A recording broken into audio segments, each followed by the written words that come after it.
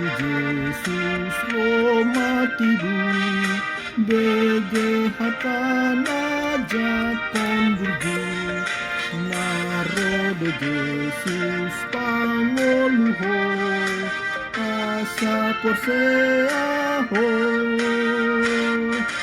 masailas lo hatainu se Molo iasiando sape Sai Roma hita tu surgoi Asonang madisi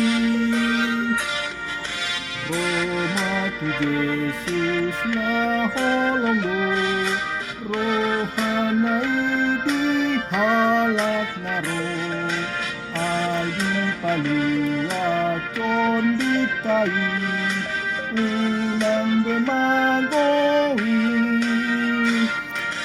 Masailas rohat tayo se Molo iasian dosape Naro mahita tu surgui Waso ng madisi Damai sejahtera dari Allah Bapa itulah yang melampaui akal dan pikiranmu di dalam Kristus Yesus Tuhan kita. Amin. Saudara kita yang dikasihi dalam nama Yesus Kristus, firman Tuhan buat kita di pertaniangan pada malam hari ini tertulis dalam Matius pasal 27 ayat 1 sampai ayat 10. Saya akan bacakan buat kita. Yesus diserahkan kepada Pilatus kematian Yudas. Ketika hari mulai siang, semua imam, kepala dan tua-tua bangsa Yahudi berkumpul dan mengambil keputusan untuk membunuh Yesus. Mereka membelenggu dia lalu membawanya dan menyerahkannya kepada Pilatus, wali negeri itu. Pada waktu Yudas yang menyerahkan dia melihat bahwa Yesus telah dijatuhi hukuman mati, menyesallah ia. Lalu ia mengembalikan uang yang 30 perak itu kepada imam-imam kepala dan tua-tua. Dan berkata, aku telah berdosa karena menyerahkan darah orang yang tak bersalah. Tetapi jawab mereka, apa urusan kami dengan itu? Itu urusanmu sendiri. Maka ia pun melemparkan uang perak itu ke dalam bait suci. Lalu pergi dari situ dan menggantung diri. Imam-imam kepala mengambil uang perak itu dan berkata, tidak diperbolehkan memasukkan uang ini ke dalam peti persembahan sebab ini uang darah. Sesudah berunding mereka membeli dengan uang itu tanah yang disebut tanah tukang periuk, itu dijadikan tempat kuburan orang asing. Itulah sebabnya tanah itu sampai pada hari ini disebut tanah darah. Dengan demikian genaplah firman yang disampaikan oleh Nabi Yeremia, mereka menerima 30 uang perak, yaitu harga yang ditetapkan untuk seorang menurut penilaian yang berlaku di antara orang-orang Israel. Dan mereka memberikan uang itu untuk tanah tukang periuk seperti yang dipesankan Tuhan kepadaku. Demikianlah firman Tuhan. Kita yang dikasihi dalam nama Yesus Kristus, ketika kita mengikuti pembacaan tadi, khususnya ayat 9 dan ayat 10, seolah-olah Tuhan sudah merencanakan kejahatan itu kepada Yudas, karena itu sudah dituliskan oleh kitab Yeremia di Perjanjian Lama. Yang kita harus tahu bahwa segala sesuatunya yang terjadi di dalam hidup ini, sekalipun sudah ada nubuatan Yeremia, tetapi Allah juga memakai maksud jahat seseorang itu untuk melakukannya, dan supaya itu terjadi seperti yang dinubuatkan oleh Nabi Yeremia. Jadi nubuatan itu terjadi adalah karena ada maksud jahat di dalam diri Yudas itu sendiri. Jadi bukan Allah yang menanamkan maksud jahat itu, tetapi karena keinginan pribadi manusia itu, karena keinginan pribadi Yudas itu sendiri. Karena apa? Karena memang dalam sejarah Yudas sendiri, Yudas itu adalah seorang bendahara, tetapi dia mau mencuri uang.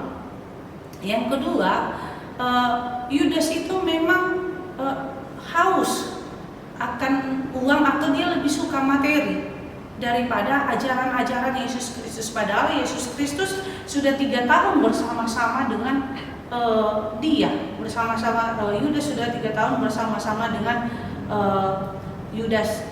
Yesus sudah bersama-sama dengan Yudas itu sendiri. Karena itulah ketika kita katakan kenapa Tuhan memberikan kesempatan iblis di dunia ini, kenapa masih ada banyak orang-orang jahat di dunia ini? Ya sebenarnya itu adalah karena dosa. Kenapa orang bisa membunuh? Karena memang sudah ada niat.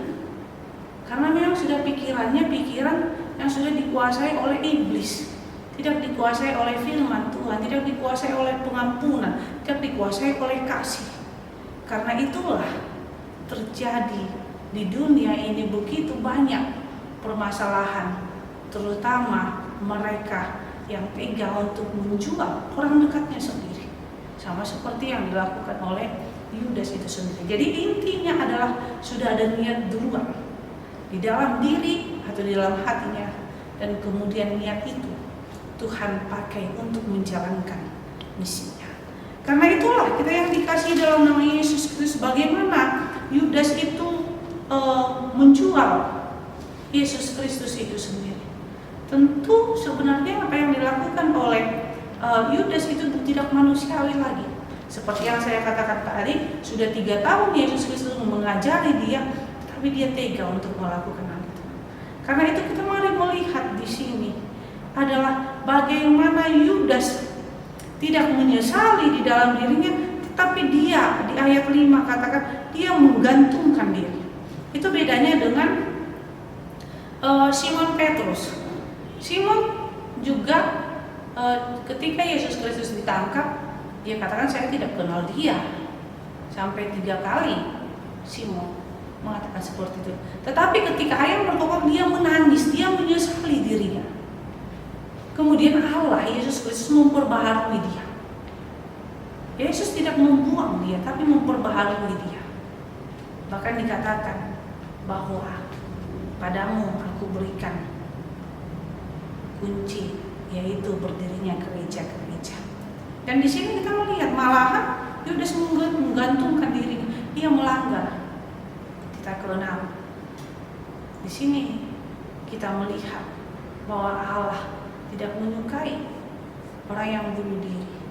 Kita mari melihat di sini bahwa Tuhan mau katakan kepada kita, sekalipun kita butuh uang, sekalipun kita butuh materi, tapi jangan kita peralat orang-orang dekat kita untuk menguntungkan pribadi kita.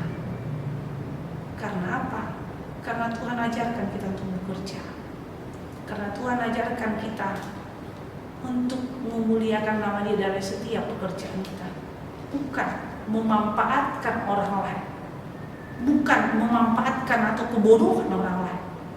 Tetapi mari kita melihat bahwa kita harus diperbaharui oleh Tuhan itu sendiri. Karena itu mungkin sampai saat ini tidak ada nama anak atau orang yang bernama Yudas. Karena apa? Karena memang tokoh Yudas ini tidak begitu disukai, karena dia mau menjual gurunya sendiri. Karena itu mari kita melihat kita yang dikasih dalam nama Yesus Kristus.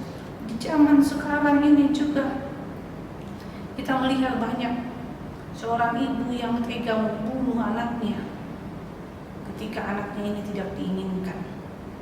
Karena itu Tuhan mengajarkan kita di pertanyaan hari ini, mari hidup untuk saling mengasihi satu sama lain, tidak untuk memperalat orang lain untuk kepentingan kita sendiri. Karena apa? Karena Allah tidak menyukainya. Amin. Kita bersatu dalam doa. Terima kasih Tuhan Yesus buat anugerah-Mu, buat cinta kasih-Mu. Bapa, kami mau hidup dalam firman-Mu. Biarlah Roh Tuhan selalu menyertai kami. Dalam nama Yesus Kristus kami berdoa padamu. Amin. Anugerah Tuhan Yesus Kristus dan kasih Allah dan persekutuan Roh Kudus itulah yang menyertai-Mu. Amin.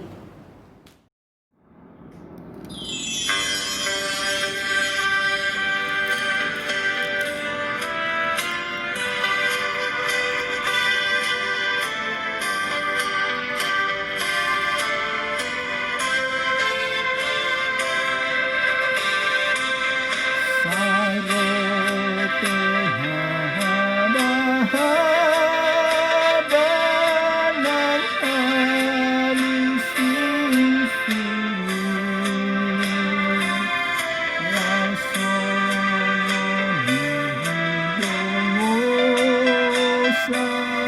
mengeluki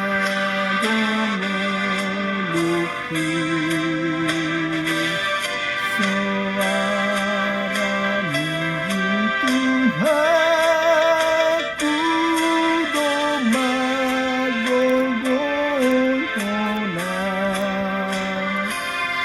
Tusota di Kelona Saganana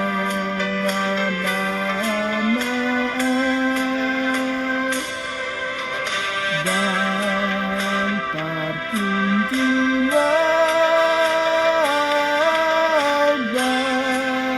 terkunjungan Totong doa-doa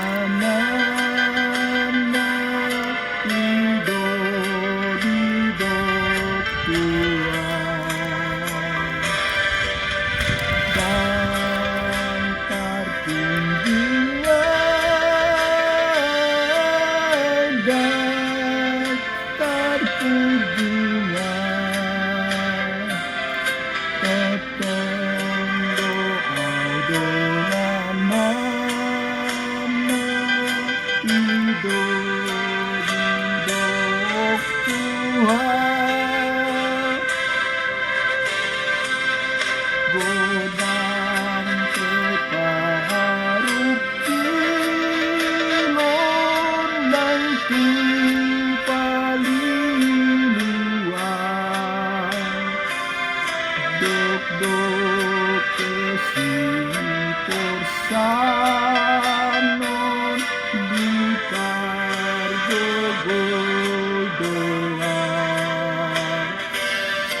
Holong tehumalian molar nan lalaki sinon nang Tuhanku patindalaki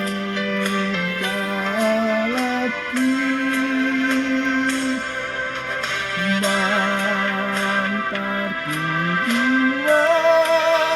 kunjungan dan terkunjungan Totong doa-doa mana Ido dido Tuhan dan terkunjungan